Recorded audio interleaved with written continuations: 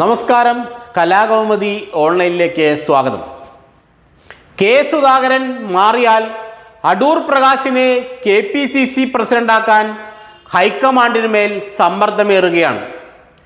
2 തവണ ആറ്റിങ്ങലിൽ നിന്നും വിജയിച്ച് ലോക്സഭയിലെത്തിയ അടൂർ പ്രകാശ് കേരളത്തിലെ കോൺഗ്രസിലെ സീനിയർ നേതാക്കളിൽ ഒരാളാണ്.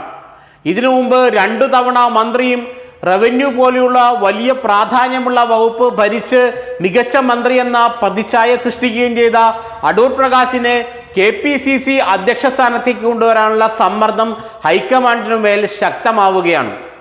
കെ സുധാകരന് മാറേണ്ടി വരുമെന്ന കാര്യം ഏറെക്കുറെ തീർച്ചയായതോടെയാണ് അടൂർ പ്രകാശിനെ KPCC അധ്യക്ഷനാക്കാനുള്ള ശ്രമങ്ങൾ പല ഭാഗത്തു നിന്നും തുടങ്ങിയത്. കേരളത്തിലെ പല നേതാക്കളും അടൂർ പ്രകാശിൻ്റെ കാര്യത്തിൽ ഏറെക്കുറെ സംതൃപ്തരാണ്. അടൂർ പ്രകാശ് അല്ല എങ്കിൽ ബെന്നി ബെഹനാൻ, സണ്ണി ജോസഫ് എന്നിവരുടെ പേരുകൾ ഉയർന്നു വരുന്നുണ്ടെങ്കിലും കെ സുധാകരൻ ഈഴവ സമുദായത്തിൽപ്പെട്ട ആളായതുകൊണ്ട് അദ്ദേഹം മാറുമ്പോൾ അതേ സമുദായത്തിൽപ്പെട്ട മറ്റൊരു നേതാവ് വരണം എന്നാണ് പല കോൺഗ്രസ് നേതാക്കളും പറയുന്നത്. ശശി തരൂരുമായും AK ആന്റണിയുമായും രമേശ് ചെന്നിത്തലയുമായും KC വേണുഗോപാലുമായും ഒക്കെ വളരെ അടുത്ത വ്യക്തിബന്ധം കാത്തു സൂക്ഷിക്കുന്ന ആളാണ് അടൂർ പ്രകാശ്.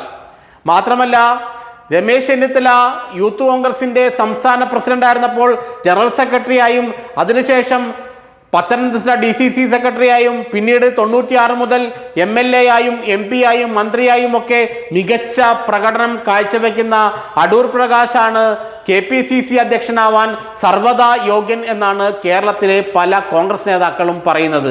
മാത്രമല്ല, സുനിൽ കനകോലുവിൻ്റെ റിപ്പോർട്ടിലും മുൻതൂക്കം അടൂർ പ്രകാശിന് തന്നെയാണ്. കാരണം അടൂർ പ്രകാശിന് കേരളത്തിലെ ഈഴവ സമുദായത്തിനിടയിൽ നല്ല സ്വാധീനമുണ്ടെന്നാണ് കനകോലുവിൻ്റെ റിപ്പോർട്ട് പറയുന്നത്. മാത്രമല്ല, BDJS-നെ UDF-ലേക്ക് അടുപ്പിക്കാൻ വെള്ളാപ്പള്ളിയുമായി വ്യക്തിബന്ധമുള്ള അടൂർ പ്രകാശിന് സാധിക്കുമെന്നും സുനിൽ കനകോലുവിൻ്റെ റിപ്പോർട്ട് പറയുന്നു. അത് തന്നെ കേരളത്തിലെ നേതാക്കളും ശരിവെക്കുന്നുണ്ട്. കാരണം BDJS-ലെ പല നേതാക്കളെയും കോൺഗ്രസിലേക്ക് കൊണ്ടുവരാനും BDJS-നെ തന്നെ UDF-ൻ്റെ ഘടകകക്ഷിയാക്കാനുമുള്ള നീക്കം വളരെ സജീവമായി UDF-ൻ്റെ ഭാഗത്തു നിന്ന് നടക്കുന്നുണ്ട്. അടുത്ത തെരഞ്ഞെടുപ്പിൽ UDF അധികാരത്തിലെത്തുമെന്നുള്ള ഒരു സൂചന കിട്ടിയാൽ തുഷാർ വെള്ളാപ്പള്ളി BDJS-യുമായി ഒരുപക്ഷെ UDF-ൽ എത്തിയേക്കുമെന്നാണ് കോൺഗ്രസ് നേതാക്കൾ വിശ്വസിക്കുന്നത്. തുഷാർ വെള്ളാപ്പള്ളിയുമായും വെള്ളാപ്പള്ളി നടേശനുമായും വളരെ അടുത്ത സൗഹൃദം, തലമുറകളായുള്ള സൗഹൃദം തന്നെ അടൂർ പ്രകാശിന് ഉണ്ട്. അതുകൊണ്ട് തന്നെ അവരെ BDJS-നെ UDF-ലേക്ക് കൊണ്ടുവരാൻ അടൂർ പ്രകാശ് വിചാരിച്ചാൽ സാധിക്കും എന്ന് മാത്രമല്ല, ഈഴവ സമുദായം കോൺഗ്രസിൽ നിന്നും മാറി നിൽക്കുകയാണ്, തെറ്റി നിൽക്കുകയാണ്. പലപ്പോഴും കഴിഞ്ഞ തെരഞ്ഞെടുപ്പുകളിലൊന്നും തന്നെ ഈഴവ സമുദായത്തിൻ്റെ വോട്ടുകൾ കാര്യമായി കോൺഗ്രസിന് കിട്ടിയിട്ടില്ല. ആ വോട്ടുകൾ പോകുന്നത് BJP-യിലേക്കാണ്. CPM-ലും BJP-ക്കും വേണ്ടി മാത്രമായി ഈഴവ സമുദായത്തിൻ്റെ വോട്ടുകൾ പങ്കുവയ്ക്കപ്പെടുമ്പോൾ അടൂർ പ്രകാശിനെ പോലൊരു നേതാവ് KPCC അധ്യക്ഷനായാൽ അത് പാർട്ടിക്ക്, കോൺഗ്രസിന് വളരെയേറെ ഗുണം ചെയ്യുമെന്നാണ് കോൺഗ്രസ് നേതൃത്വം വിലയിരുത്തുന്നത്. ഈ വിലയിരുത്തൽ അവർ കോൺഗ്രസ് ഹൈക്കമാൻഡിനെയും അറിയിച്ചിട്ടുണ്ട്.